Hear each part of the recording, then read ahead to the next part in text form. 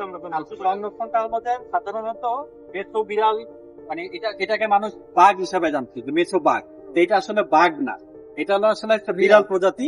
ও basically সে যে মানুষের বা কৃষকের যে উপকার করে, বিভিন্ন উপকার, সেগুলো আমরা এই যে একটা মাইক সামনে লাগানো হয়েছে, মাইক দিয়ে বিভিন্ন মেসেজ গুলো দিব। যেমন একটা মেছো বিড়াল তার জীবদ্দশায় 50 লক্ষ টাকার ফসল সেরে করে শুধুমাত্র ইঁদুরকে। খাদ্যাভ্যাসের কারণে মেছো বিড়াল স্থানীয়ভাবে প্রাকৃতিক মৎস্য সম্পদ ব্যবস্থাপক হিসেবে কাজ করে, যা বাংলাদেশের গ্রামীণ অর্থনীতি ও খাদ্য নিরাপত্তায় পরোক্ষ অবদান রাখে।